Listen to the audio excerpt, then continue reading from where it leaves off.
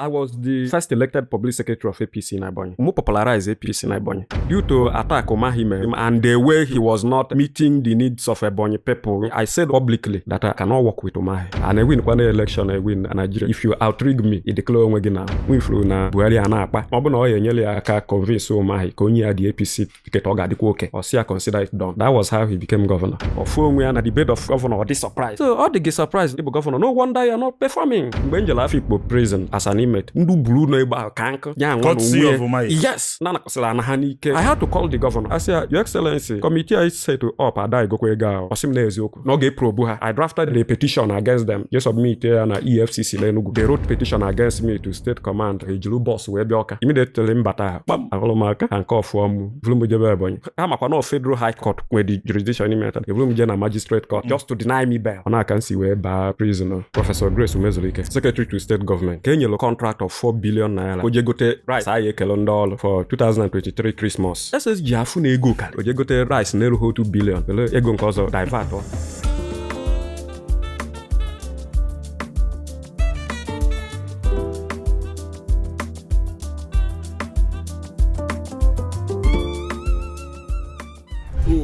Were you once a PDP person or something? Yes. What portfolio did I was you hold? the state public secretary of APC elected na 2018 to 2021. Umahi was in PDP or APC? PDP. That means Winfield is APC. Yes. So, ụfọdụ kita will be of the opinion that you are just a bittered political opponent, that his party lost an election, and you are now fighting the present government because you are not in APC. I started this thing mgbe ọ na-enwebe party nso. I started this thing ọ bụghị ihe tata. I started when I never belonged to any party. And tell me one big activist. None of our politics. Tell me just one big Ganifa with me of the blessed memory. Omoyele Showore. Oh no! Tell me there must be political affiliation. Mm-hmm. So and then were types of activism. Then were political activism. Well, economic activism. Well, so okay. Because you mentioned now, I don't think Very Dark Man is in any political. Mm-hmm. Man, down inside of him. Oh no, on and no. So down inside ambition. Of him. Yes, down inside of him. If we have a slanting in journalism, slanting. When that interest, you know. So that's just it. I want into political activism. You must belong to one political party. You know, you are not belonging it because nature to man. When that one political party, one about if the chips are down, then can when they are no bell again now. You got to go. Go when they are. I was the first elected public secretary of APC in Ebonyi. APC? Yes. I was in APC now, the state public secretary of APC. Mumele APC, mu popularize APC in Ebonyi. I was the first, So, due to attack Umahi and the way he was not, meeting the needs of Ebonyi people, the basic, So, I said openly, publicly, that I cannot work with Umahi, or possible, that I cannot work. Are you saying it for a fact that Umahi was the one that physically attacked you with a machete and then cutlass? But he was the one behind it? Yes, now. Yes, and Oma. And Oma. He strikes me like a very gentleman, and then a jolly good fellow. Umahi. How many people also in the prison from his community, Ubulu alone? How many people up or jail prison? Ndibe ha gong, no bokwa distant, relatives, no dump on a prison. Mbenjela Afikpo prison, as an inmate. Ndu blue no eba kanko, ndobu yang one. Yes. Nana kosela na hanike, Egypt protest. Okwa my ancestral land, enwego vehicle, Black Maria na cheche. You see, akwagbu in Black Maria ba adopog judiciary, our police, no investigation. Oga has said, VIP. Yes, a bubag. Sometimes, 2 months, 3 months, 4 months, 5 months. Imagine court, they ba adopog there. So Umahi the brutal. Umahi the brutal. He's not a good man. Forget Ukuya no one. He's not a good man. A good man, Obu. He's not a good man. You actually mean a federal level concrete pavement resist just to be packing the money inside his pocket. Or they because not love Nigeria, Mobu because not the best of road construction mechanism. Or they come direct labor no buba. You may go nowhere now. You on a mail call buba making money, but he was resisted. Oche na federal Ebonyi. Ebonyi ya bụ okunie okwu anything and get away with it. So yeah, no, he's not a good man. All of us we're not sense. You see it. Man, when nke ha ka njọ, and Umahi belongs to that class nke ha ka njọ. You see it. So onya bụ the thing. Onwekwe ọzọ na-eselu mụ na ha na-abụrụ. Let's do the right thing. Let's do the right thing. So that our image can be corrected.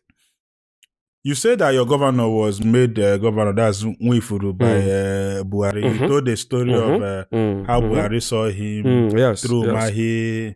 Can you tell us why you said so? Well, in 2022, I gave that information that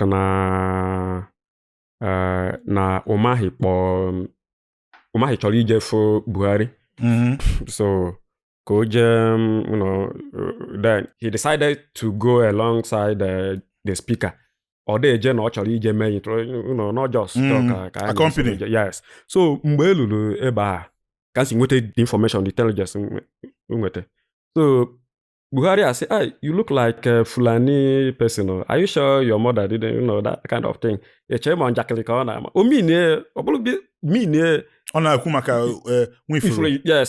the onye Fulani, not logo ka Fulani, doji, where height, where everything about Fulani. Buhari is not interested in him. Or what ADC will phone number, let them exchange contact, not your Kayani and Apa. Or do Umahi no ana ze because he never wanted that. Yotago. So, we flew na Buhari Anapa. From there, Onagwazi Buhari na Nokwe Abu the highest political office holder na his zone Ebonyi, North Zone. And na zoning principle favor kwa Ebonyi, North Zone. Obu na oye nyele aka convince Umahi ka onye the APC ticket oga dikwa oke. Or see I consider it done.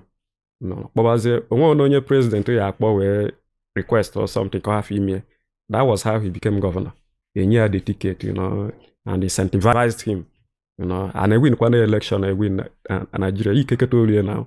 So if you outrig me, you declare again now. Right? So because court has gone no win. Man, I only na Ebonyi, majority of Ebonyi man no chififa nyodi. Yotago you win the election? Yes, now the governorship election. So of which party? PDP. I'm not saying it because now we're affiliation. Or EMLM. EMLM sitting governors manipulate elections now. So the mayor like that. Manaka abagona history. So the fact is that now, and I'm a man of my word. So prior to 2021, as a maloko with Umahi as governor. Enweghị m interest ebe ọ nọ. Or a bad man ka ọ bụ. So mgbe Umahi na kwado ịbata APC from PDP, I resigned my position as the public secretary of the party and resigned from the party. I'm actually in under this man. I'm actually in under him. I don't want to, that's my own way of protesting against him. So that was why I left, resigned on my office. Now along, I went home. So now, then Their Excellencies, Anyam Powers Anyam, reached out to me. Sam Egu reached out to me, Mangalungu Public Secretary na PDP, kapaki GMO ka win. So they did it, because actually onye ọkara obi, onye yekwu okwu, onye ọkara obi. Yes, so that was how I became Public Secretary of PDP. So, So you are saying that Governor Nwif was like an anointed governor? Yes, now. And the young one, they queer that not the surprise, not the governor. na ọ na-ama na ọ ya bụ gọvanọ ọ marọ anọ ya nwere ihe ọ na-alalụla na kota. Would you say that he's a mistake of a governor? Yes, now. Governor Nwifuru of Ebonyi State. Na-atụ ya egwu. Yes, now. Yes. Onwe ọ na-aghọtakwana na the position. Onwe ihe ọ na-alụ. Onwere ihe ọ na-alụ. Onwere. He's my man. He's my friend. Are you saying that the office is bigger than him? Yes. Okalilia by far. Yes, now. The office Okalilia by far. The office is suffocating him. By this stage, he would have started from House of Reps member. Okay, House of Reps. Of course, he just Senate, let alone governor. If you go there from there. No, he expresses it. Not the surprise because he's governor now. Not the surprise. No matter no governor. Not the surprise. No na abu otetola. Then or phone na the seat of na the bed of governor or this surprise. So all the surprise na governor. No wonder you're not performing. Governor no wonder. Accidental governor. You see, surprise. He has been saying it. He has been saying it. No conductor. That kind of thing. So no we home mala no ya bụ governor because ọzọ ya azọ emeli anoint. Hand over. Yes, nwa akwụkwọ na-aza ma ha na yes, you see it. So ọ ya nwa melu onwe ihe ọ na-eme na onweghị ihe ọ ma ọ na-eme na that seat ike agwọ ya o. Wokwu ya ma ọ na-eme. He's clueless. Is that what you're saying? Well, I may not use the word cluelessness. Ko afi dị ka na ka ọ bụ ewu. So mana onwe ihe ọ na-aghọta na the seat ọ dị confused. Onwe ihe ọ na-aghọta na the seat ọ kalilie now and obido from the foundation Ebonyi nwere 13 local government areas. No, ị na-appoint to 39 commissioners. Ke ihe iji ha eme? Ị na-asụ ha nri? Ke ihe iji ha eme? Yes. Na steeti nwere sọsọ 13 local government. So ke ihe iji ha eme? Duplicating portfolios. Onye ọbụla na official cars, official then ọ dịta aka ogonye moto made this thing. No, take moto fine, it's good. Mana you can still perform and eat money. Ego kali na Naija now. Ego de. You can still perform. Ịlụ ọlụ ị ga-alụ. Then ịlụkwa ibuba ebe onye alụ ka o si. I'm not, onwe onye ga-abụ gọvanọ ka ọ hafụ ị na-alacha aka. Not even me. Mana linear such that onye nwe dị ubi ya ma. So iwe n'ihe so that let it not be noticed. Mee ya with conscience. Just like Anambra State, Soludo na alụ ọlụ. He's working. Right. And my people vote for him. I'm not campaigning for him. Mana ọ na-alụ ọlụ. Anyị chamakwa na ọ na-ebuba. Mana because na ọ na-alụ ọlụ, onwe onye chọrọ ịma ma ị na-ebuba ka ị na-ebuba. Because ihe na-alụ a na-afị anyị. Yes. You see it. So na onye nwa bụ the thing. Ọga gọvanọ mbụ, our governor na Ebonyi onwe ihe onwekwa. And his appointees jiri agba bọọlụ because I'm looking at him as a young man, a young person, a youth. Yes, I was even happy to see somebody like him as a young person. And then and the young person that na onwe young appointees. Yes, appointees. So I felt like na carry quite the young people along. I didn't know this actually part of him. No, I'm not like the practical. I hate a theory. Anything na agwa gị ihe eje research ya. Yes. Then if na eziokwu. Yes. The man okay, ofu flyover ọ na-alụ na ebe a na-akpọ Vanco Junction since 2023. The flyover enweghị isi ọ na ebe a. I have it here. Ọ ka nọ na the DPC level. Onweghị na-apịtọ everywhere. Onweghị ama ma eji ọgwụ wee jide ụwa. Onweghị project na-aga aga. Ndị nyelu project mbụ ndị nyelu contract to deliver anything. Eli ego also. They are not taking him seriously. You got to go. So they are not taking him seriously. Onwebe project this man ụlọ. Onwebe ọ carry out, deliver because he have a project ọbụna nke lụrụ complete, and commission it. Ya bụ project ọbụna we are constructing lụọ ya ka afụ now. This is your third year. You see it. Lụọ ya ka afụ. For now, I don't belong to any party. You got to go. I don't belong to. I'm not onwezi, nnọọlụ onwe m. You got to go.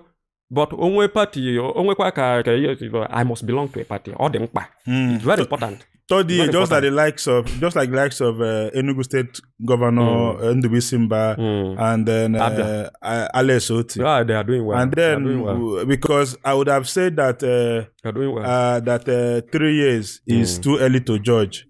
But I'm actually remembering what Alex Oti is doing in Abia State. Yes. And what Tony, what is Ndubi Simba, Peter Mba is doing in Enugu State. And Soludo too. And then Soludo is Soludo, Oluwatuegwu. Oluwatuegwu is doing Anambra State. Nka amogiri na Nyanwa, you will not compare him with Farmer because Nyanwa bata before them. I mean, even when Anambra election is not the same year with the general election due to what happened Mgbe Peter Obiche. Why did you call the House of Assembly people in Ebonyi State House of Puppets? Why that Because usage? Because ike ka si ekume onweho they cannot everything the governor wetara bịa na the state house of assembly. Oh, this house of assembly nke this house of assembly onwero onye, nobody says no. Nobody says, okay, let us checks and balances. And they started when Umahi was there. All the Ebonyi State House of Assembly governor with the budget proposal tata. A mayor approve tata. Pass all into law tata. It happened in Ebonyi. Oh yeah, we House of Assembly. Yeah, we House of Assembly now. Yeah, bro, House of Assembly. And their House of Puppets. So onwere ihe abụrụ House of Assembly cha mgbe nwere House of Assembly bụ mgbe Sam Egwu na-achị, then somehow mgbe Lechi na-achị mgbe Umahi batatala onwere ma onye nke anọ na enwere House of Assembly. Yes. Okay, House of Assembly ya mana the government is creating unnecessary office ministries. Enwe some ministries na Ebonyi tata na-enwero complex, na-enweghị office. The commissioner ada abịa ọlụ. Yes, enweghị imasi na this is the office of commissioner. The ministry. This is where we're going commissioner. How can you just create and compensate the stakeholders? Ene kataga anya asi na onye need commissioner. Kese to lawyer with commissioner. Or guy send one name. Oje cho one onye iberibe na onwe yoma. Then they will package here forward here to House of Assembly for screening. House of Assembly aburu mu when you pastor. Then anoleba her, a mayor and does a commissioner na anyali prado na akpali when you ama. What are the just specifications of ministry or when you ama in civil servants na the ministry because he had just create just to compensate one year stakeholder like that, they don't think about the people. So yeah, in a create to child these ministries why are you doing all these things? Why are you doing all these things? Because development, the major development, a go Prado jeeps, a go Hilux, ananya, na some manya, na lodge in a hotel, ya na lana nkwe, na some manya. Anyhow, well, siren, intimidating people. Just Emegi Commission, Emegi SA. Now, Basebe. So these things have to stop. These things have. Talking about his appointees, Nanke Bazwa, there was a case of suspension. Now they are suspended. Now they did not attend a state function. You posted that it was a birthday party, and you talked about Office of the Last Born. Then at the time, I think they actually rebooted it to say that it was a burial, and then you now say that is even worse. What happened? Okay, what led to the suspension, and then what is your stance? Well, our governor, to an extent, is a good man. To an extent, unlike Konyo na Alachaka. Okay. Yes, that's the governor for you. Yes, that's the governor for you. So on like not a bad one. Ne buba. Mana they are just sabotaging that akahonyela. So now and the man onwe ha ji akpolo. They are they underrate him. Abi? Yes, they underrate him. Every day a governor amapụta sị gị na he was a bus conductor, he never knew he was going to become governor. Then what you are doing is creating a vista, ka ndị appointees na-eneni gị anya. All of us, anybody nnukwu mmadụ taa, mgbe ọ na-eto onwe yes, ọ nweghị ya amafụta na stage ga na-akọ everyday na-agụ ya ka egwu. So ị na-eme onwe gị, you're making yourself to look less of a governor. Ịghọtago? We have heard. You see, so ọ dịgo okay. So now we don't hear you. These people are now see finish. Yes, well. So now ihe gọvanọ na-akpọ state function. Yeah, state function nke a bụ na o nwere distant relative nwụrụ all commissioners, so everybody, my permanent secretaries must attend. Okwa distant nwa nwanne mpia ihe nwa. Okay, everybody follows the programs like that. Onye ya nọzi n'office. Everybody and appointees won't carry many. Hakanko. So if all of them should follow you just because in a birthday, just because in a housewarming, everybody is solugi. Then Kendi anozi in office alolo. Why can't you just select Onya ngwa I need you to follow me too. Then you have the rest. Okay, ona abo for instance, obona governor na eje ogbaru. Onwe ho na eji me na ogbaru onwe ya. Then you select on appointees si na ogbaru. Yes. Let them follow you. Yes. Appointees so bunde ba anwa. Yeah. Let them follow you. No, obrozi bia you see everybody. You follow you, convoy, everybody up. So it's not good now. Okay, now you not suspend 25 commissioners. Mad no for. You not suspend permanent secretaries just because you said they didn't attend burial. Keke basalo permanent secretary na burial of a distant relative. No, if you are then, if you're not governor, be confused somehow. If you go, so onwe honye de chikolo give me that thing. They are suspending 87 appointees just because they didn't attend your, you said that it was your distant relative burial. So it doesn't work now. Odroma, you see it. So I am na governor or my governor. Yes, na ihe a na-akpọ state function Ebonyi bụ ma housewarming, housewarming, child education, iliji, kedafia, burial of distant relatives, ma coronation, ma naming ceremony, ma matriculation.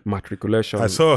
My matriculation, yes. Oh, yeah, my state function in Ebonyi. So, everybody align. My comedy, one, as everybody must come.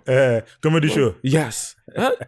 They did it now. One guy email, or not 10 years on stage or 20 years or whatever on stage or something like that. He mandated everybody to come.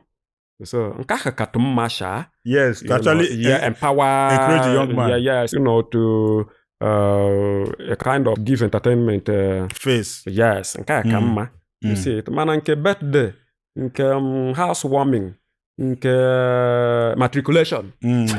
I walk around, man. Good news. From anywhere you are in the world, you can now be our guest on Gbam. As long as you have an internet connection and a mobile device, you can now be interviewed from our studio anywhere in the world. Contact the numbers on your screen to book a session with us.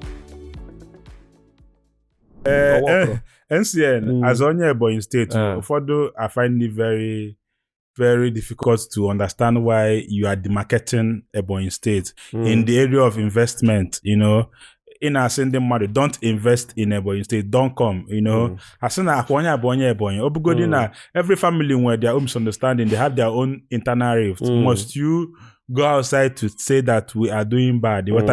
Why does it seem like you are demarcating Ebonyi State? In our sending investors, una abiana, Then we'll carve it. Okay. Don't say let nobody come and invest until government, unify the tax, whatever. Obuhonye nke abia another 20,000, onye nke abịa ọnata gị 50, onye nke abịa ọnata amaghọ ndị bụ ndị tax so ha na-eme ndị mmadụ intimidate onye go a na emebie destroy ya fence ya by governor's brothers mee nke ka onye ga-like ilose investment. And population nọ na Abakaliki is receding by the day. Abi? It's receding because of this very bad economic policy. Now, o nwere ana property ndị mmadụ property rate ụlọ onela 400,000. Ka onye ga-abịa the brunt ọkwa ndị tenants. You see it? So why are you doing that? Landlord pays 400,000 naira to the government. Yes. Then ndị ọzọ na-akwụkwa 600 ụfọdụ 1 million. IGR. IGR, okay. IGR. Mana o kwesịrị ịdị like that. Ọgodi na ha ga na-akwụ. Internal generated revenue. Yes, let it be reduced. You gotta go because onweghị population dị na Abakaliki. Because honestly, he will now pressure the tenants to pay now. That's the thing. And tenants na amamenwu ihe dị na ya, they will leave the state. Yes. They will leave the state. So a na-enwe recession of population, so ọdụrọ mma. Then abịa now tax forces tout you everywhere. It's not good.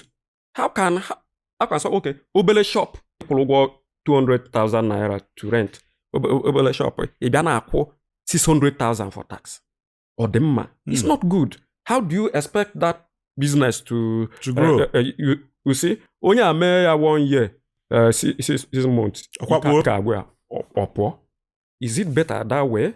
Odroma. So, put up a very friendly, good policy on the business. It reduces the number of touts in so let there be conducive environment for commerce and industry. So if you are not doing it that way, let people not come and waste their money. I said it.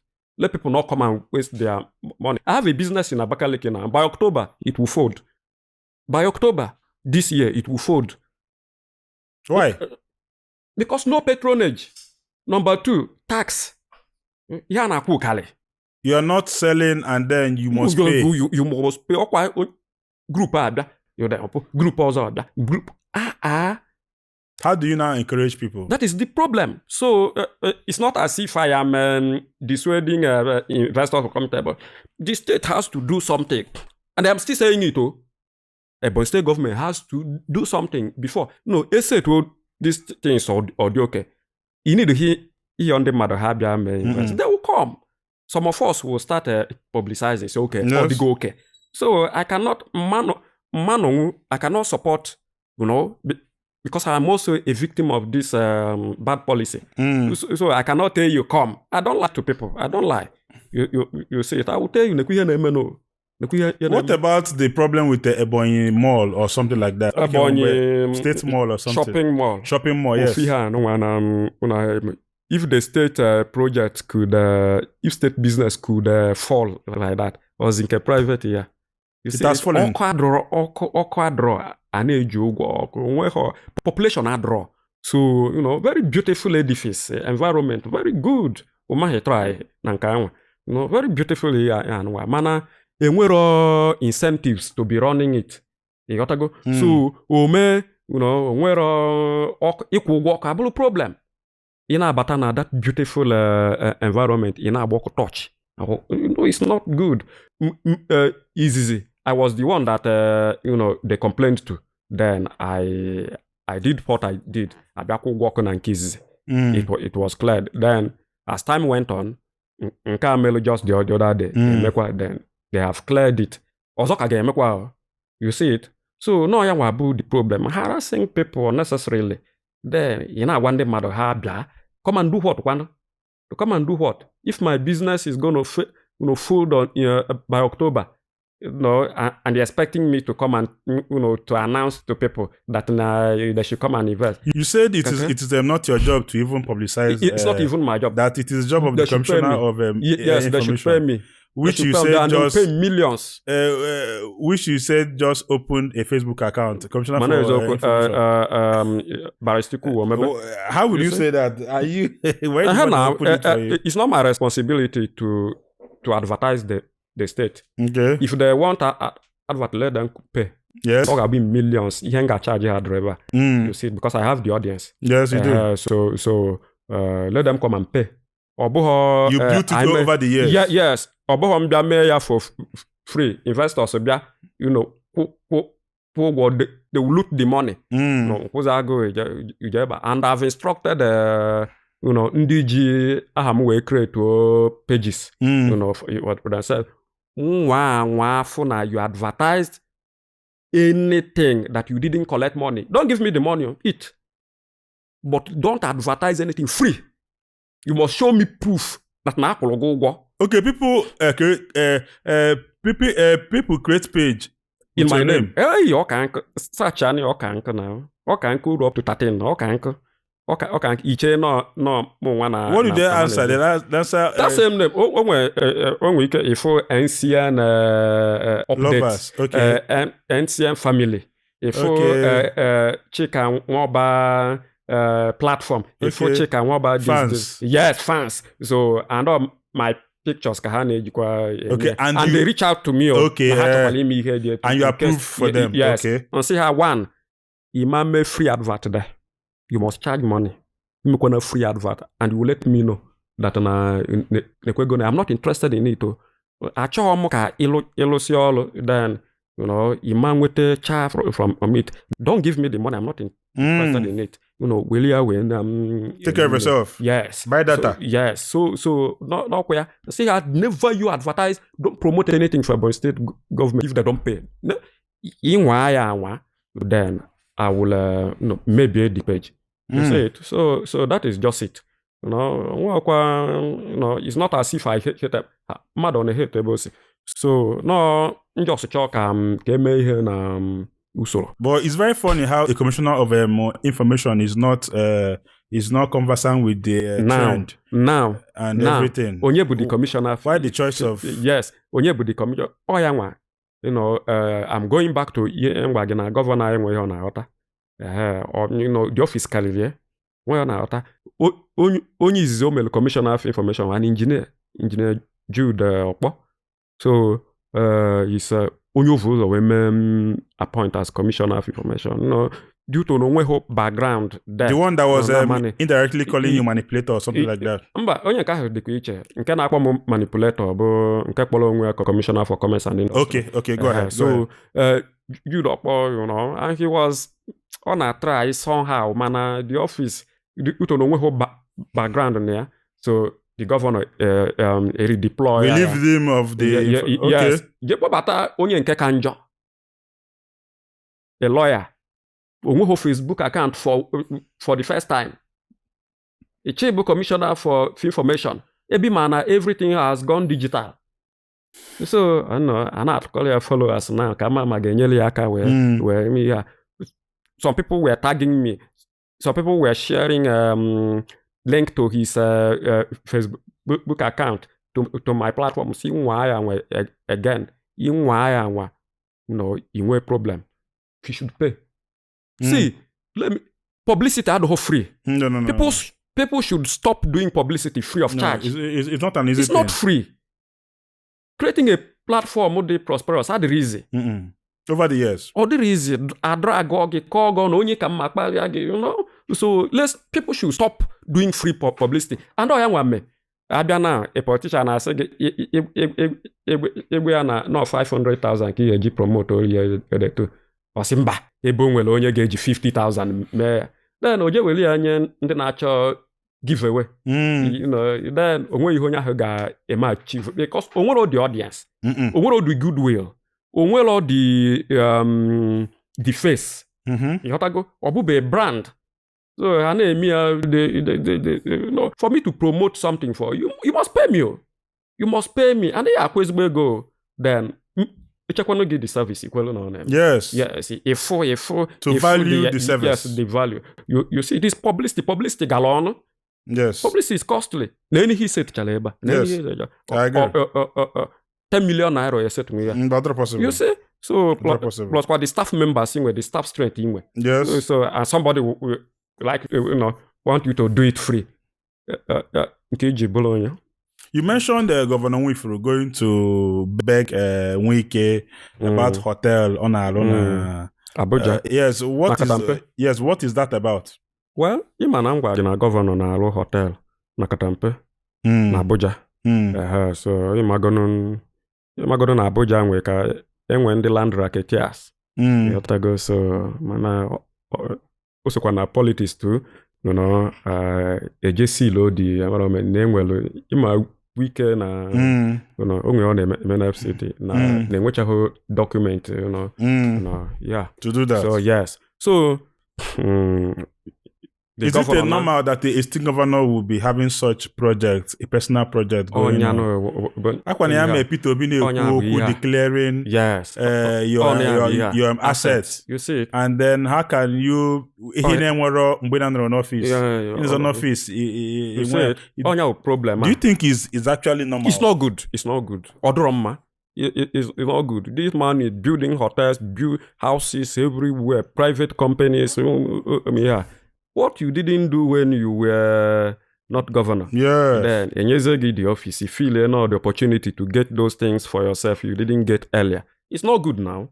It's not good. Now, you can do it and still take care of the people and the state.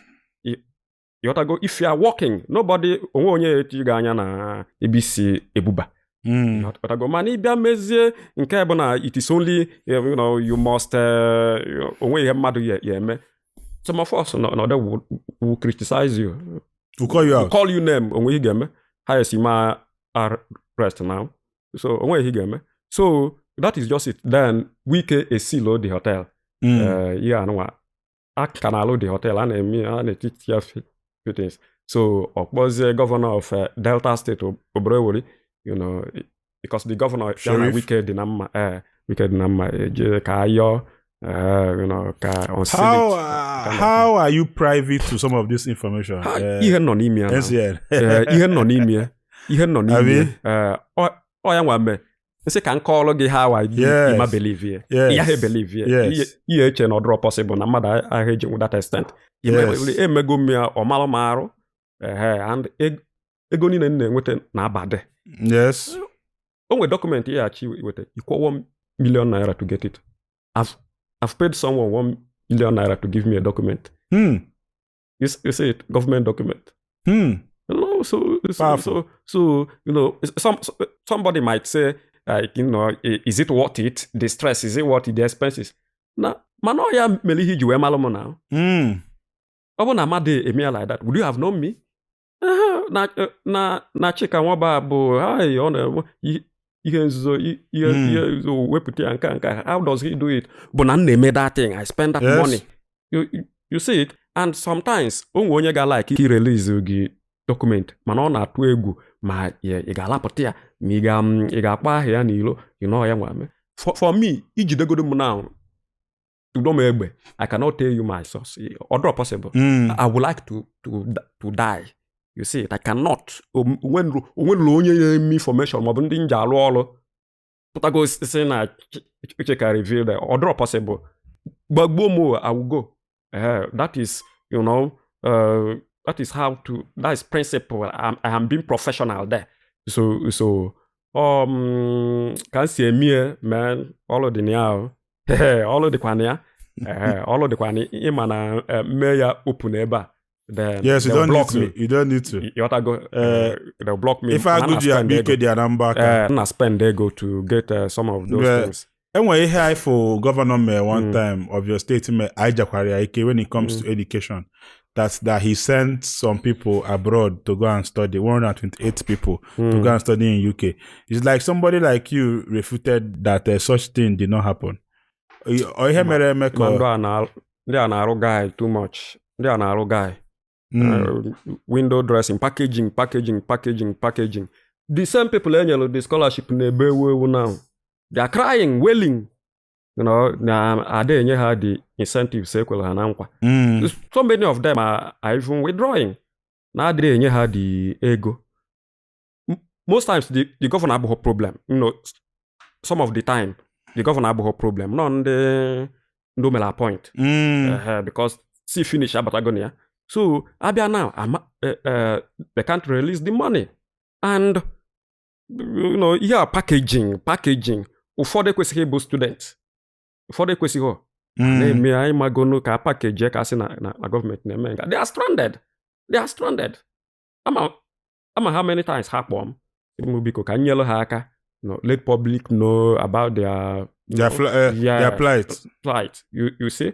So, mana, I think the governor is doing something about it. Kamala maga ndị nke weli iwe na hada enwe ndị wedo na nke abụ ọ bụrụ ihe ekwe ha na nkwa ka ha na-afụzi ya na-afụ na-eji ha wee kụọ game. So publicity stunt.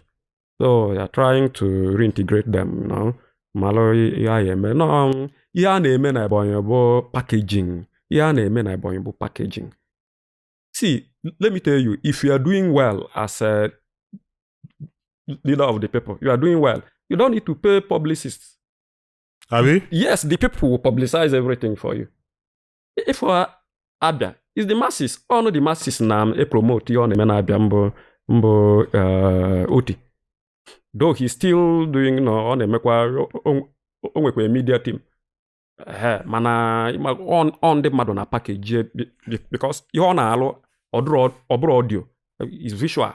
Agafia. Yes. You say it. Enugu State as well. Soludo too. Yes. You see? Ihe Peter Obi amele ọ dịka Soludo ada alụ ọrụ because of ogologo something about Peter Obi. Ndị mmadụ a na-afịa na ọ dị envious of Peter Obi. If not, for that thing, Soludo is working. Soludo is working. Mana imagon ije ịzọ a great man ọkpa. Then, if it will cover, it will blindfold ezigbo ihe na-eme. You see it, or this like a Soludo day with attention. It will blur what you're doing. Yes, you see it. So, okay, about the you've endorsed Soludo. I saw your post. Yes, now. And then my friends and family will vote for him. Even though that you are also a fan of Peter Obi, that's not here. That whatever is going on between two of them, Abasaroge. That now Soludo is doing well. Soludo, see, one, assuming Diego, I would have brought some money to support his campaign. Yes, to support it. But Soludo battle off on a hard starting. On a hard starting is easy. So they can insecurity no. So ndị mmadụ ama plus ihe anụ kwulu mgbe Peter Obi na-eme so ọ bụla dị ọ na-eme but over time ndị mmadụ ebido for ihe ọ na what he's doing. So Soludo has done well and Soludo does some people imagon social media asị na Soludo has paid me. Soludo nwere ike ịma mana I've not had a physical contact with him. And ekwenulu m ya n'aka, I've not met him physically, and I don't need to meet him. I don't. Ọ na-alụ ọrụ. So anọgo m na Anambra over the years, malụ waiting there. So ama Soludo nwere rural areas ọ lụrụ ụzọ. Though na in Nigeria, anyị ekwesịghị itofe alụrụ ụzọ mana ebe a ka anyị nọ now. Yes. Simegodi nke a. Yes. Soludo alụgo ọrụ men. Ịmakwa na kedu any town Soludo alụ bụ ọrụ na Anambra State? Kedu any town ọ na-alụ ọrụ? Soludo is working and ọ bụ na ọ ya alụ half of ihe o mere na first tenure na second tenure ya ịma na it's over. He's going to be the best governor so far. Ọ ya analụ ngige this thing, the flower. So he's working. He's doing quite well. And he's I will campaign for him. Enwe m friends well ndị Ebonyi, I will tell them, well, family members now, they'll vote for Soludo. We'll vote for him. Amahomia physically, mana, that's me. Dalo, after all, you live in Anambra State. That's just you're not a stranger. Yes, I pay tax here. Yes, you pay tax here too. Before don't I feel that you have sentiments, you have this reservation for the Anambra, you have love for Anambra. Is your mom from Anambra State? No, it's not. What your mom say? From Ikwo. Man, so many people neche na my mom when Anambra. There's sometimes many people that na because of your mom. It's from Ebonyi mana. Not many people knew her. So I believe n'oge. So mezie ndị mmadụ na-efeel na nwere soft spot for Anambra State. Amaghị na Ebonyi biko ọ na-awachi o. Yes, of course. Of course. I've erolugo m with ndị Anambra mfụ na ihe anụnwa ndị mmadụ na-adị eche na Anambra dị proud. It's not true. Ihe abụ na somebody believe in himself. A timid person na affair no pride. So ịchọ ka nna ka nnọdụ ka yes. No. It's not pride. Anambra it's not arrogance. Ọ bụrụ ya. So no just pụta high self conceit emekwa ka that's just it. Ọ na-afụta ya na ndị Anambra dị domineering and they are arrogant, they are proud. Gị nwa a poor man on the humble.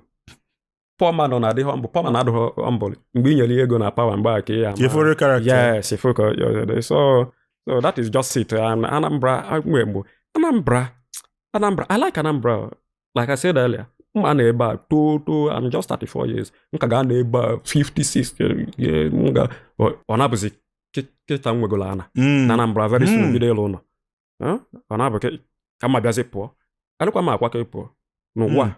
So I know ebe. So and Anambra too, and that thing about Anambra State, they don't care where you are from. Yes. So long as you have a positive attitude, you're okay. They don't care where you are coming from. Yes. They can pick you from anywhere and stand you. That is just it. So Baby ọkụ bụ na ọga anyị nwoke. Yes, ebe tụchali ya ọgọ. Yes, that's just it. Ọga anyị na ụmụ dị ọka. Yes, I attended the burial of so that is just it. On a roll with ndị Anambra. Yes. Nobody cares where you are from if you are doing well. Yes. Very simple. It's just like that.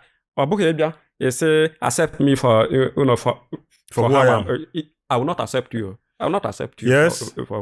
Ọ bụ na ọ dabara Ibulu onye ori ka m bịa mee dị accept like that. Ibulu onye ama ka m bịa. I won't accept you for who you are. It's not possible. It's not possible. I will accept you because you nwere positive attitude. Everybody will fault one way or the other. Mana let your fault not supersede your good part. Outweigh your good part. Yes, you see it. So Anambra had the very good, they accommodate people. Now, we experience some ndị Anambra nwego n'ebe ndị be anyị nọ. Ịma na negative things na eje fa. You so that experience some persons then it ojezu everywhere. You so mana enwere one woman anyị na-anọ na knighthood. Onye Ezinifite. Mana ọ na-anụ dị n'Ezinifite mana onye Enugwu ka ọ bụ. O nwere ndị ikwo ọ na-azụ na family she taking then ọ sị m na ndị a dịka good, they are very good. Isi na Ebonyi dị etu I guess ebe ọ nọ inwe problem. Ọ na-agwa gị na ndị Ebonyi mere ihe ọ bụ. You see it. Now o nwere ndị ikwo a family of ndị ikwo bi na compound. But all of them in school. The children in school. All of them. Isn't it? You raised all of them. You see it. So ihe abụ imago ka onye si enwere one rich man onye Orumba mfụ sometime last year n'Ọka ebe ọ bịara igote ọgwụ na pharmacy. So then say oga well done sir. Ka email. Then ọ sị ka ebe nọ wee mara nsị ya na o nwere my brother onye village m na-alụ with you na Lagos, Arinze Okoye na-alụ with you. I say, oh, wow, that's good. Arinze is a good guy. He's a very nice guy. Oh, greet him for me. I'm still with the younger brothers. They are very nice. If I'm proud of that good compliment. You go imagine na mkpọrọ Arinze have that criminal, have that onye. I can't make them happy. You have to go. So that is why anything ime, you must be careful. Yes, because when do maybe yes, you see, you have to be careful. One good thing ime can, yeah, you see it. So that is why it is important. Positive. All of us must not be positive. Yeah, I agree with you. All of us must not be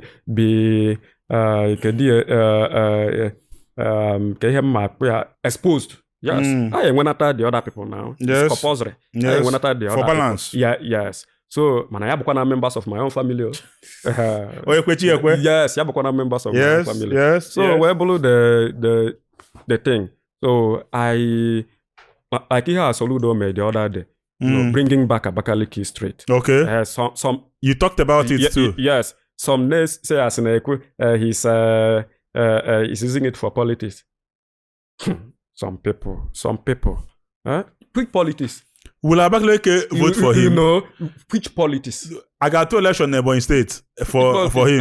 One guy, Chief Nwokoye. Okay. Onye Ebonyi. But SSA to Obiano, I think SSA on security also. Yes. House. Chief Nwokoye. You see it. So for the, you have to make yourself inwe value. You make yourself inwe value. Nobody cares about this. So man,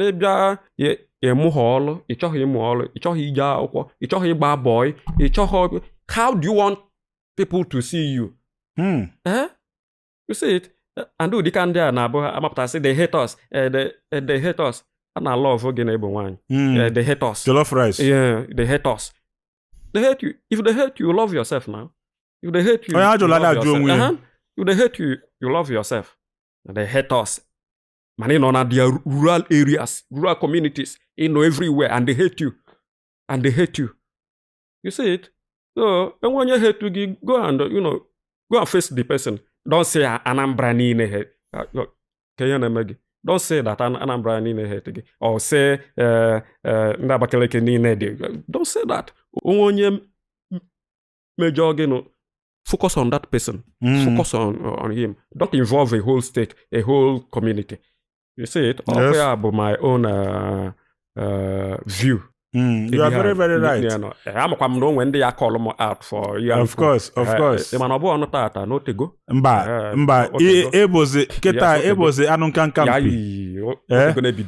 My lecturer will say that the alligator toughens with age. Sure.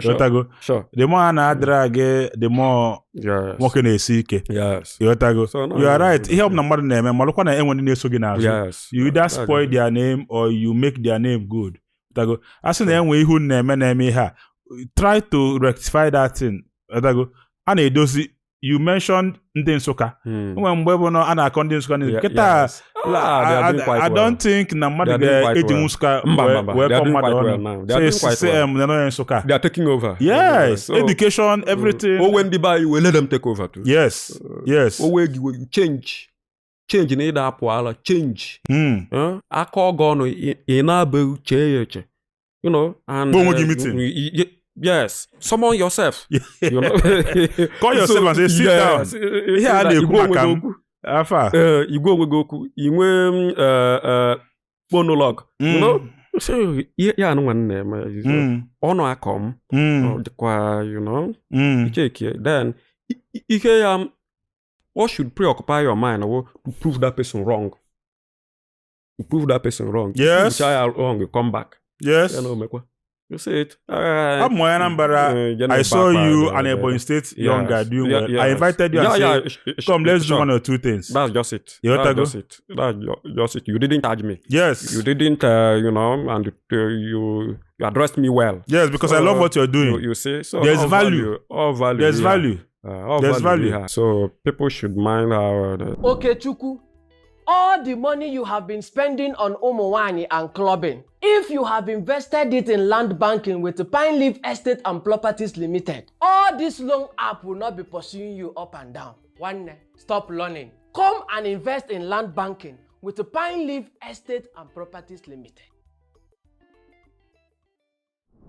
Let's talk about education in Ebonyi State generally. Enwe ikwu maka EBSU inye mmadụ professorship from backyard or something like that. And then ikwu about Alex Ekweme. And what's up with education in Ebonyi State? How are they faring? In Ebonyi State University. Yes, EBSU. With one of the best public universities. Yes. Yes. Even Mbelechi na-achịkwatu. Yes. Man, all of a sudden, onwe mgbe olu ọ dịkwa ka ha na-anazi azụ. In fact, Umahi ghasalụ many things na Ebonyi. Iwu Umahi na-ewe m Umahi ghasalụ many things na Ebonyi State. Umahi nwa asị na ya rụrụ ọrụ. N'ogene. All bụ concrete pavement na-emebicha now. They are all depleting. Flyovers na nweghị ndị na-agba n'enu. A flyover ya nọcha one more onweghị ịmafụ mmadụ n'enu. Ọ na mmadụ anọrọ n'Ebonyi ka ọ gịnị? Population adrọ. Population because due to agụụ, due to ihe ya na-eme nwere isi. Population of ndị Ebonyi nọ n'ilo carry population nọ n'ụlọ. That's the truth. Ugwuskwana. I travel around now. Population, see, ndị Ebonyi nọgodi na Anambra State alone. Nata everywhere ju na mmadụ. Ndị Ebonyi nọ na Anambra ya carry, there will be more than 100,000. I'm not exaggerating. I am not exaggerating. I'm not lying. You see it? So where Ebonyi State University was a very nice. Umahi didn't do anything, with regard to education. Nothing. Let him come and counter me. Anything omel. In fact, Ebonyi State University will under him. Basic education will under him. Nothing worked. Subvention and Ebonyi State University and other schools. What did you have that time? Nothing. 8 years archie. No promotion of worker. No worker was promoted. No new recruitment into the civil service. Let him come and counter me. Earlier, the government in our first tenure, I was the chairman of Ebonyi State Government New Media Office. I was the chairman. So I'm not saying what I don't know. I was the chairman. Our office not a government house. You see it? So I'm not just trying to, to just clout. No. Yeah. Umahi bido dị popular na social media that time. Na me, mumele. Nchaftaze na nwoke akwa onye aghụghọ na nwekwa I withdrew. Since I withdrew, they started wobbling, Onwezi ha na aghọta. They started chasing me too. So, over education na Ebonyi, mgbe Sam Egwu na-achị. In fact, Ebonyi people should be proud of Sam Egwu. That man tried for Ebonyi. Ọ dịka ndị ọbụla a na-akpọ Sam na-eme ọfụma. That man tried for Ebonyi. Sam Mbakwe. Yes, that man tried for Ebonyi. Sam Egwu tried, man. Or try. So, Elechi came due to age ekwelia. Or they go old mgbe. So, Okano. Yes, he's still. I think he's 85 now or so. So, Dave abatazi and destroyed ihe niile anụnwa Elechi na Sam Egwu mere achieve. Onye nke abatazi now. Somehow na ha nwekwa okute okwu kewani maka University Dave lukwano Dave Umahi University of Medical Sciences. Is it not part of what he did for education? Well, is it not functioning? Ostentation. He was just to prove that name were university na his community. How many people won't die Ebonyi na go eba because of high tuition? 1 million fee, 1.6 million fee, 800k. Mmadụ na onye sikwa na Ebonyi agụ da. Ndị isi Ebonyi je da ndị nna ha ndị ọdịnaka. You see, because the school all sili ike nke bụ eziokwu all sili ike very well, everything they all sili ike, ọdụ na lecture room esi na agba na everywhere all sili ike. So mana all honor for the majority of the people. Masses. So omecha ya ma ihe o melo ịma na Dave onye aghụghọ ọ ma ka esi mmeghalị mpio pio. So o get to federal government adopting it as a federal university. Je kriko ma onye a na-amị dị egwu. So ma ihe o melo atọnụzie ya ujizala aka ya nye onwe ya legacy federal university were like ya wenyo onye adị egwu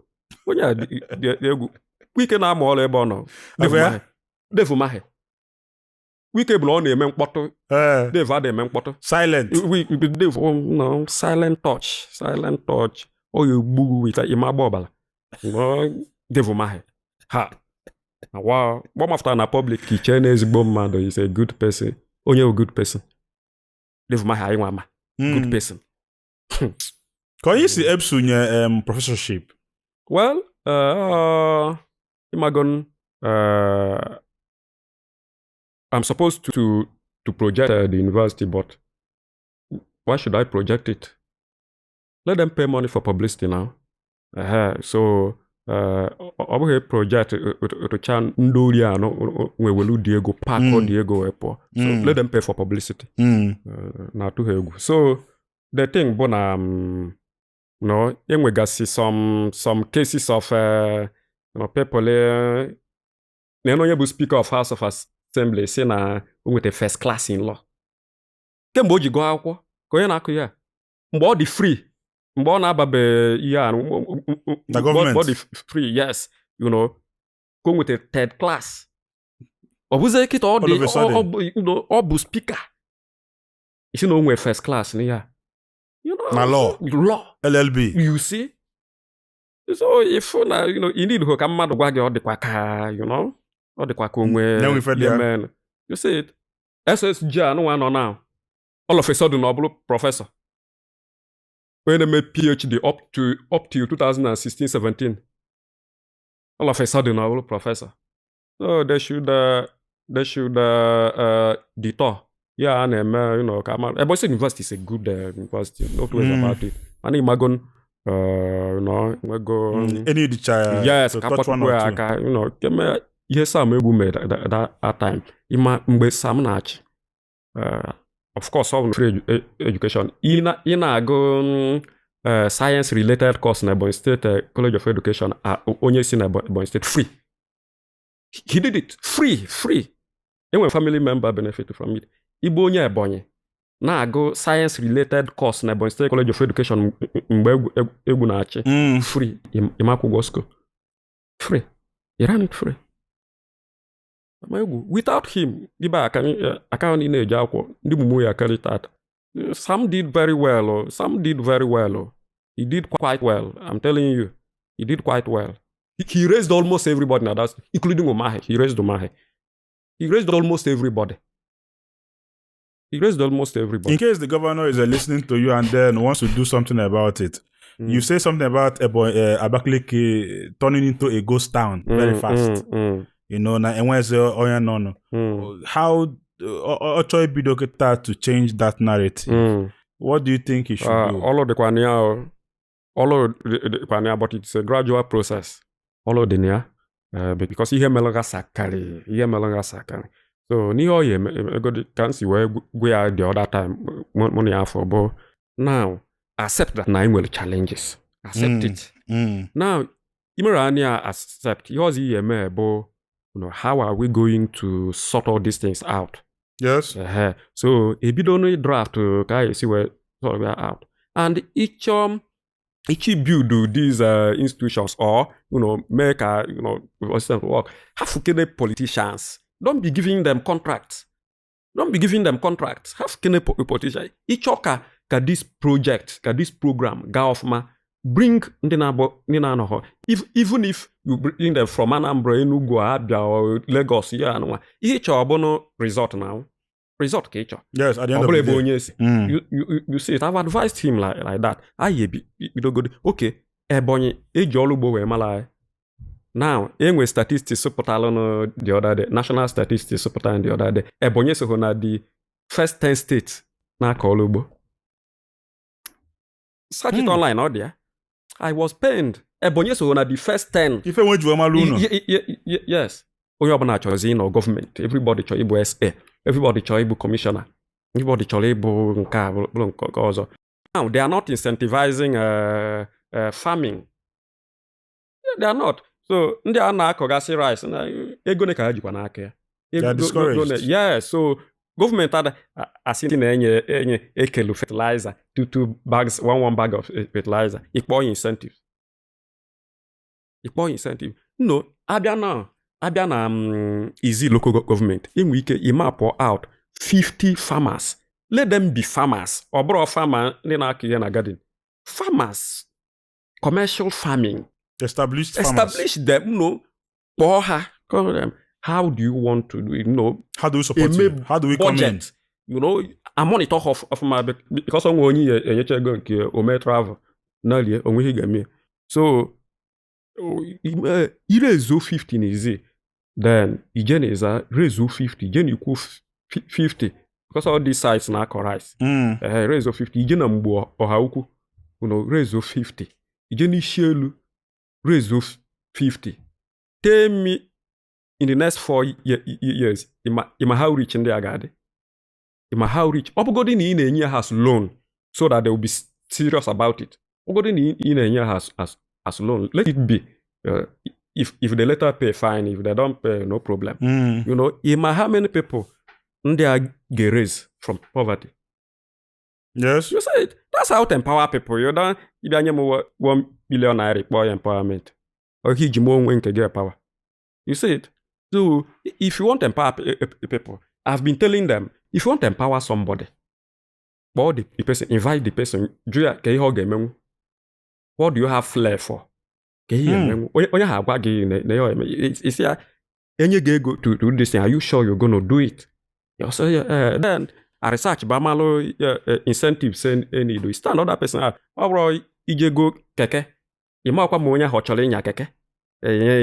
Yeah. Ise ya foto gbaa ya n'ilu akụkọ you have empowered him ya onwe nke ha na-adị Ebonyi my brother Chinedu Oga na-adị eme ede ihe dị ka 50,000 na check or somewhere ede ya then asị na ijide etu a na-ese gị foto then onye ya ese dị foto n'ọfa ọ nọ n'isi then onwe ihe izumkata iyi afọ the amount, that thing. 50,000 a day. After na social media, I say na ekelo have 500,000. Izu mukata kefo figure mafia. It will be blank. You see it? Na packaging, unnecessary packaging. You see it? And everybody got.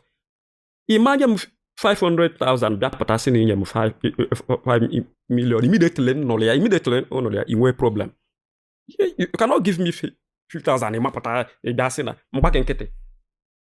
even if you are who. I'll come and counter it. No, you're quite secure.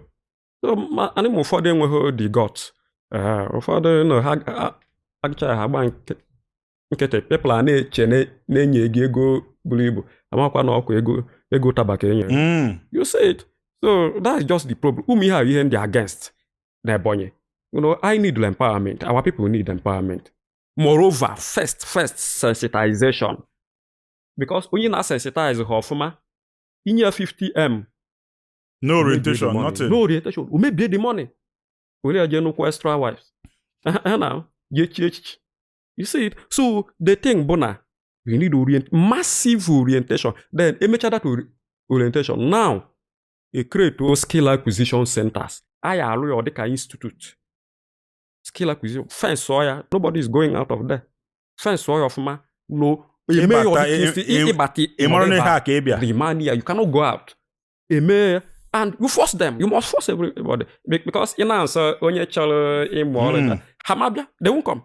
They won't come because high age and number of years. Mazi buy an go sharp.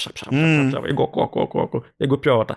No process. Actually, kita. No process. Placebo. So, email like that. He create, about high age 1 year mail. Yeah, plan of my fundraising, empowerment, fundraising.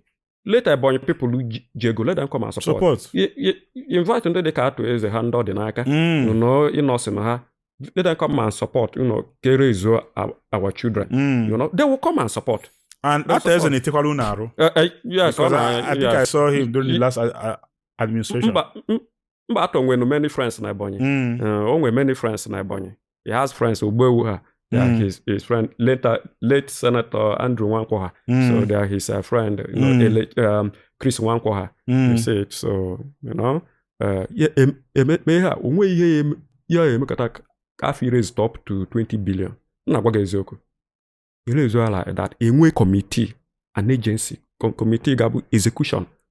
Ebe alolo maybe each senatorial zone enwe one big skill acquisition institute or the massive. Onye bata ha ana-amụ hairdressing, ana-amụ welding, ana-amụ plumbing, ana-amụ everything, many things. A scheme way of mass such that onye mụcha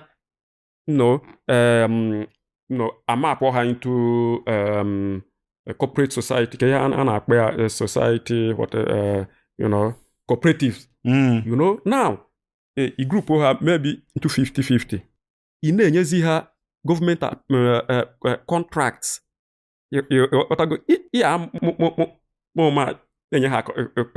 Contract, direct labor contract. Natural, analo ihe dị etu ebe a. Then group unu nwe the plumbing work. Then onwe ka esi wee lụcha the whole thing.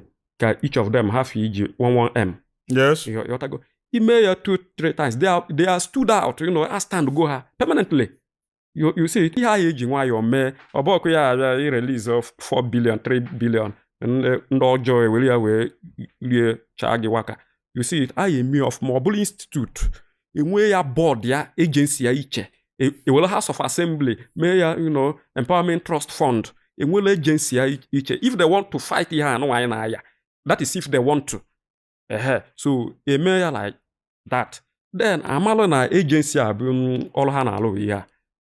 So mgbe ihe eme ya 8 years ifo na the okay bata na Unizik Junction ebe a ịmafọ hawkers ọgodi na ya femano few ọ ga-adị few eme ya like that before in the next 10 years ị na-achọzi ndị ga-ejelu gị ugbo na community gị ịmafọ ha you see it, but ndị achọghị ime they don't want to do it. Mafụta na eke ndị fada, ndị pastors, ndị reverends, jeeps ndị ọdịgo n'aka already ka ị na-ekelu vehicles, private persons. You say you are doing well. Why the poor is getting poorer? You say so now you can the reverend father see man not go they behind the post to her now the private people you now sponsor people to go to Israel pilgrimage. To go and do what? To go and do what? What's the economic impact? You see jeba ha chụ nwaanyị abi ndori jeba ha chụ nwaanyị ebe ha na-aṅụ sọ mmanya ndị bịara Holy Land onye ejesi abata ịma na ihe ọbụla ime na Holy Land dị holy ịchọ nwaanyị holy nwaanyị holy mmanya. So agwaghị ego na billions ana spend just to send these yaya people in to Israel ka eje Holy Land. What are they learning there? Onwero imego na na-enyecha each of them then abata they'll become worse than they were. JP. You see it anaza JP onwe ihe jepita. You see it, so no nyanwa we are we need to reduce all these things. You are not supposed to give reverend fathers official cars as government. Are they working for you? They're not working for you, for crying out loud. Or Anglican priest, you are not supposed to do it. They are not working for government. They are not. They said to go by virtue of their portfolios. They said to catch on the let's do it like that. Over time, we'll conquer. We'll conquer. We'll conquer everything. I don't know. Just below. You see it. Obgodi na ha conquer every. Reduce to the number. Yes. Reduce the number. Yes. You see it. All very important. I want to make healthy living a culture in our society. The time to make exercise, get sweat. That sweat is very important. Ibana garden, give bela kukwani very natural food. Or if your body need it, just new abuna day to chukusike. Na nke ikpeazụ a enwe young man bịa ọ dịka ọ na-adrag chalgị na social media sị ka mbịa sụba oyibo Iza TV ọ dịka ikwu maka podcast and everything and then some of them took it personal. Oseka Asuo Ibona. Nna achọrọ m ịkọ maka that guy. I don't want to promote him.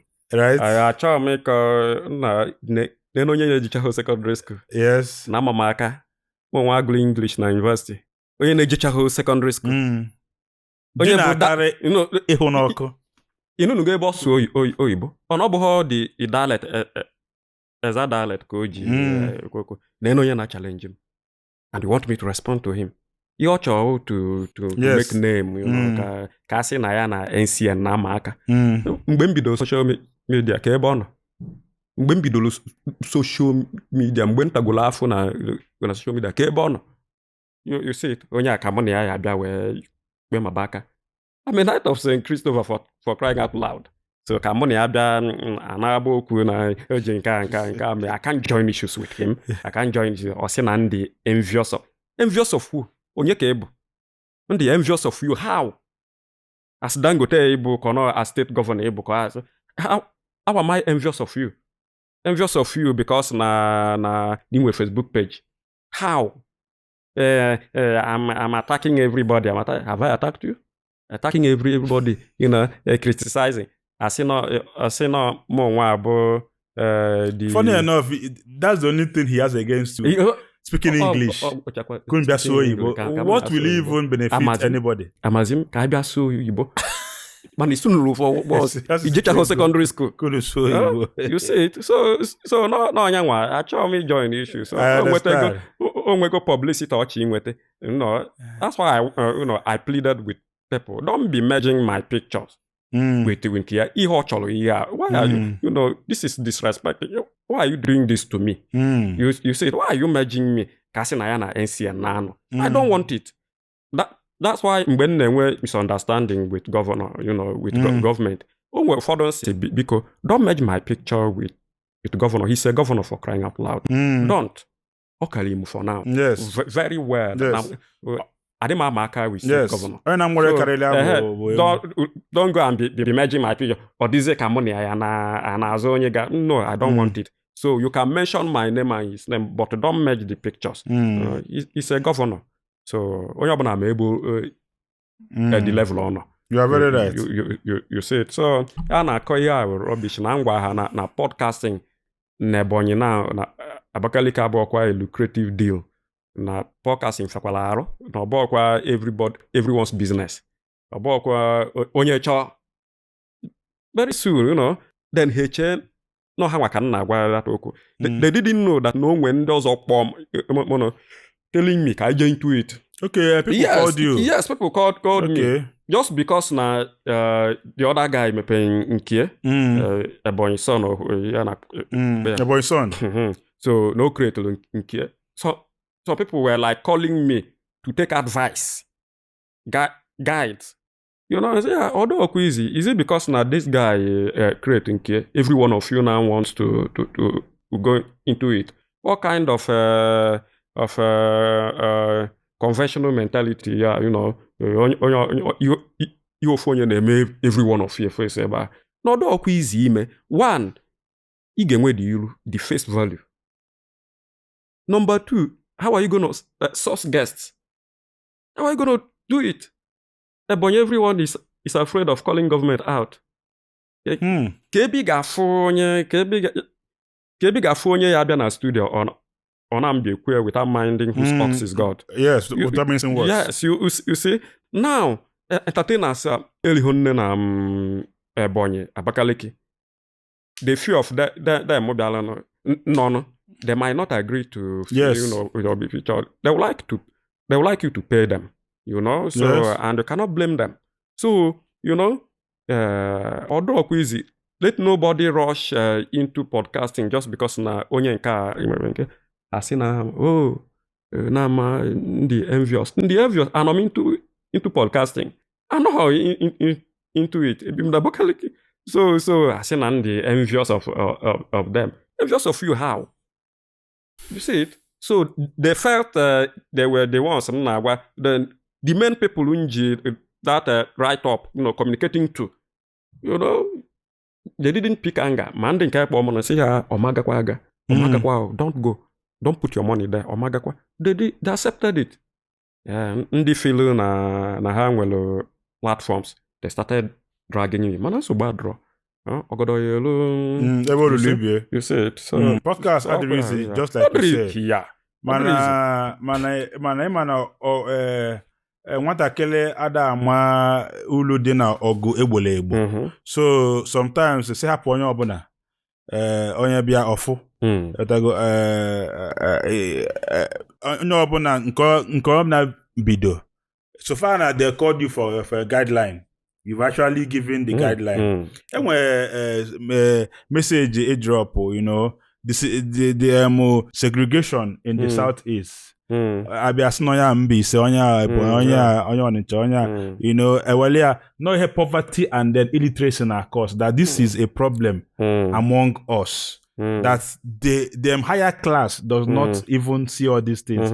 What do you think poverty and illiteracy is causing? Not just in Ebonyi State, in Alibo. What do you think that? Yes.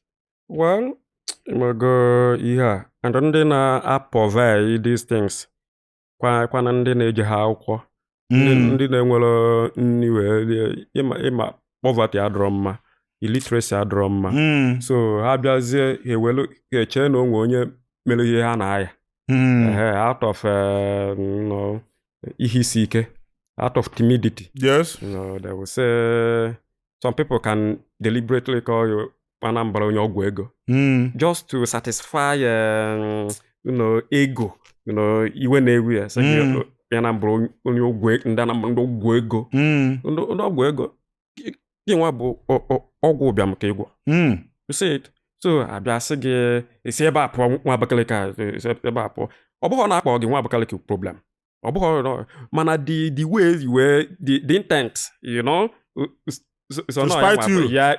Yes, just to reduce you. Your whatever. Yes. Self-esteem. So, yes. So I think it's about one soccer, one bise, one you wear. But you know, that kind of thing. Mana definitely or they be not just to spite you, or they you know, are they mana some people are they bungu the spite. So you know, the spiting. So abiaze ebuli ana akpari, you know. So, yes. Now, that thing has been there, but I feel that now order right is not good. Order right, the division, you know, just like Imo State na Anambra na dey enwe. That yes, that misunderstanding. I say no onye Imo asị onye Anambra, onye Anambra na-eme bịa na Igbo, onye Anambra na-eme nka. So yeah, but I could see stop ya na Southeast if we want to grow. Onwere one guy email interview eba. Okay. Ezi Kolomo. Yes. Newe. Yes. It's my friend. Yes. It's my very good friend. Yes. So no. You follow us very well, though. Yeah. Of yes, now. So onwere forum or formal now. I don't know. I'm part of it. Okay. It. You know, to reduce all these things, since some people are taking these things to heart, so it's better we stop it. You know, let's make Igbo land habitable. Yes. So all the ezigbo mkpa na I could see all this dichotomy, you know, kind of onye abụrụ onye ebe a, onye abụrụ nene onye wa onye ya. No, let's, you know, all good in obi, let it be in your, you know, yes. Don't let it to bring down the esteem of another person. So all the ezigbo mkpa. If ebe na, you know, you can't stay ebe no call Anambra out. You can't do it. But shun you. You know, you say, go and face that particular person. That particular person, go and face him. Don't be sorting a state. Why are you doing this? Oh, you know, I will shun you. Don't do that. When that particular person melo something na drama, call him call that person out. Call that particular person out. Don't generalize. Don't overgeneralize it. It's not good. They create all this animosity. Friction, animosity. Then where you see, ọ dịrọ mma ịmaghị ebe ya anụ nwaanyị echi ịmaghị ebe ụmụ gị anụ nwaanyị echi you say it so ndị kpalichara then you go and become their in-law that kind ịmaghị onye ga-enyelu gị aka echi you don't know ịmaghị ebe ị ga-ebi echi o ịmalọ you say it so o wee bụrụ my concern let's find a way iwe ọhaneze ndị Igbo na-ewe m ya bụ ihe ndị ọhaneze kwesịrị ị na-eme ọhaneze amaamụ their own modus operandi amaamụ are they still existing ma ha na-eme exist where are they existing in amakwa m purely na government houses ana governors ego these things we ha kwesịrị ị na-eme to unify ndị Igbo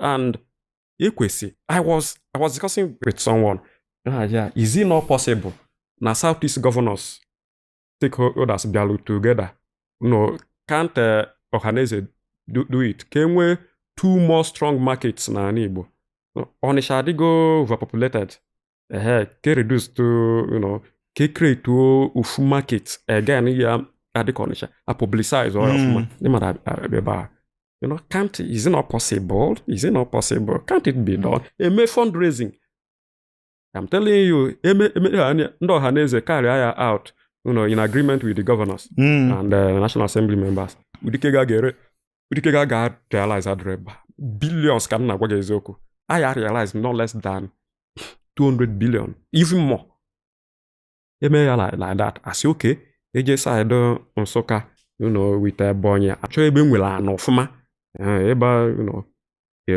edosi ebe a onwekwa ọzọ anyị eje na side Imo just to eme ya like that let's keep some people now many people nature na mụ na gị nọ na Southeast we are local champions yes many people na after ndị bi na Southeast ndị tọrọ atọ na amara ihe alụ yes so no nwe ihe ha so ha mara na Southeast adịghọ ewefu ihe insecurity abidolo ụnyaa then Southeast dị which will still go ọ nachagono na ọ bụrụ na etu ọ dị now ka ọ dị earlier you see it so well below the thing I believe that doing it that way will help and bring Igbos together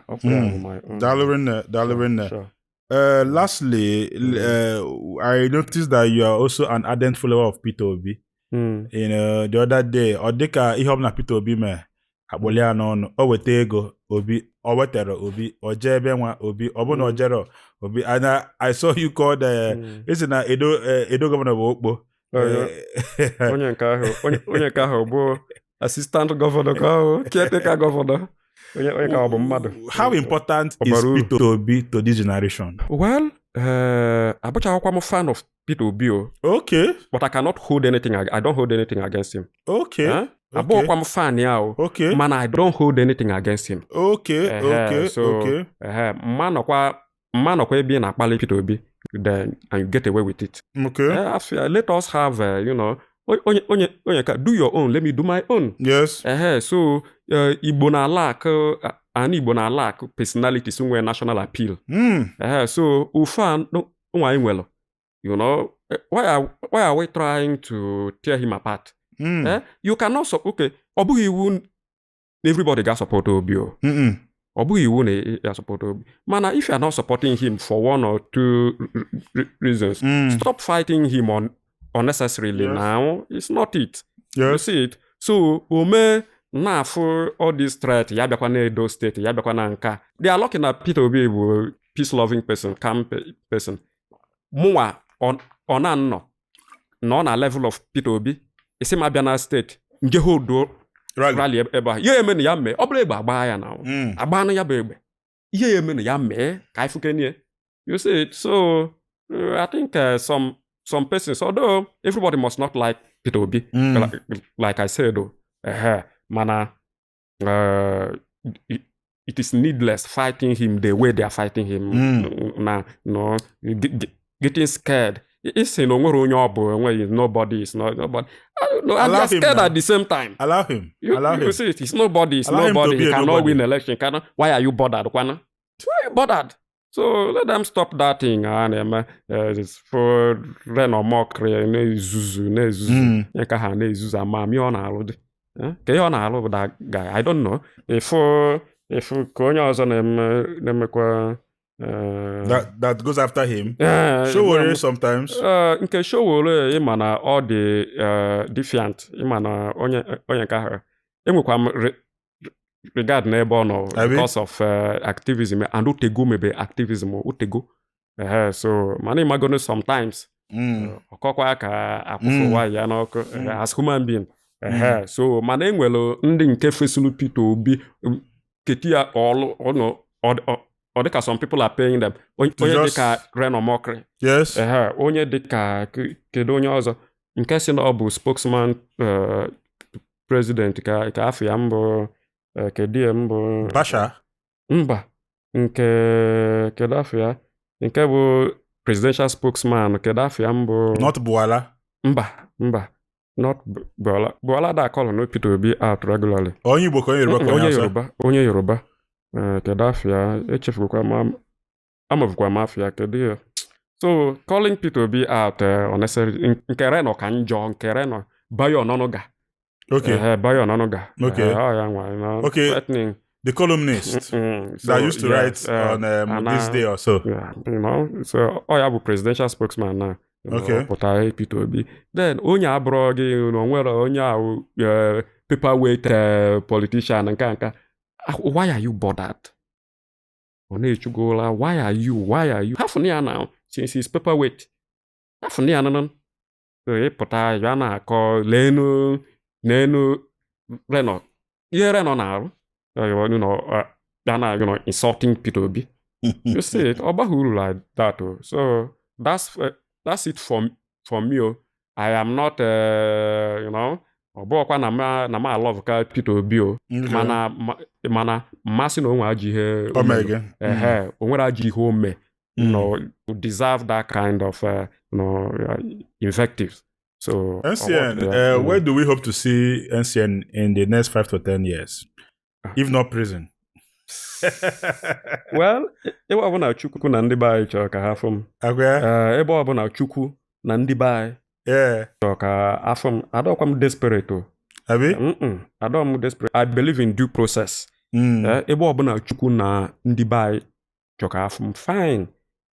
Ọ bụrụ na no, anybody can die anytime, but I don't pray that I die any soon. No, you're not there. So ọ bụ na ndụ dị.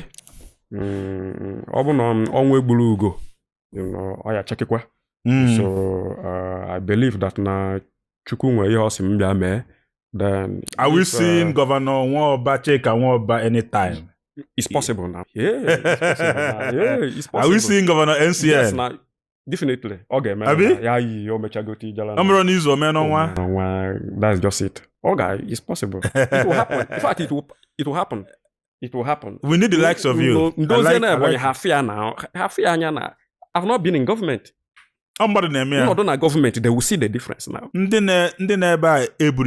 Yes, I've not been in government before. With Umahi, contract job. So where I will have to pray that Chukwu, thank God, it mustn't be me. It can be any other person. This kind of mentality and approach. Yes, it mustn't be me. So any other person God feels can do it. Let that person go. So my own ideology. So I believe that in the next 10 years that in next 10 years I'm gonna be 44 years old. So I believe that we'll be somewhere. My Ebonyi State governor certainly will be at somewhere. Except unless my Chukwu here na politics, then certainly in the next 10 years, here again, man. We wish you well. Thank you so much. Wish you well. And can you guys know your greatest political activist of all time in Nigeria? Okay. Sure, right? Sure. Omoyele. Mgbe nọ na problem, the need. And they for you. ịnọdụ na problem, if you're being intimidated by onye kageno. Look at what he's doing for the police. I'm telling you, Chowole number 1, number 2, number 3, number 4, he's the best political activist I've known.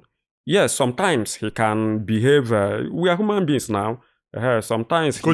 Yeah, so he's number 1, followed by Barrister Deji Adeyanju.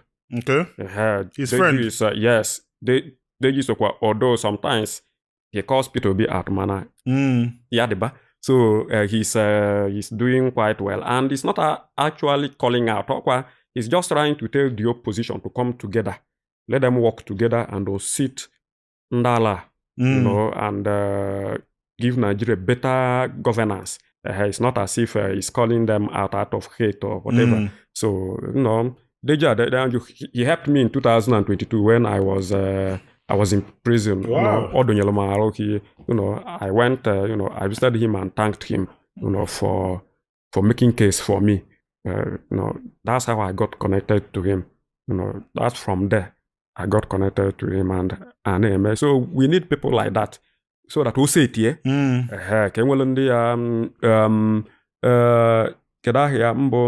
Very dark man.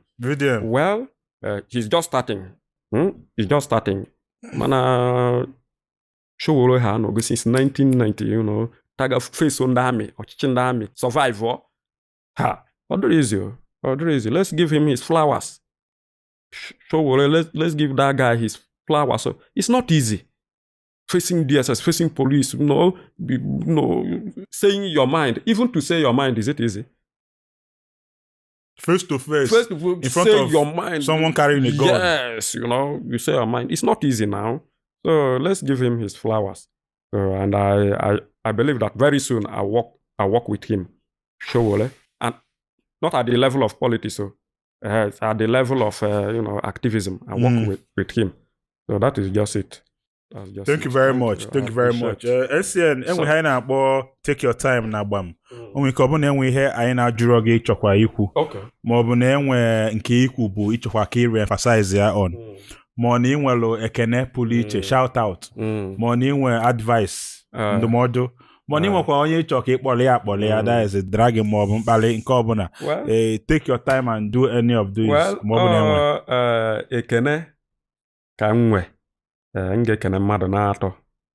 Ofu onye n'ime ha you for giving me the platform. You're welcome. When ọbọkwa ayọka nna ayọ, I'm just beseeching ndị mmadụ follow Gbam. Daalụ. Follow Gbam. It's very important. Ndị Igbo adịghị ihe publicity mana Gbam Yarn Content Factory has laid foundation for it. So let's find a way to encourage him and the company.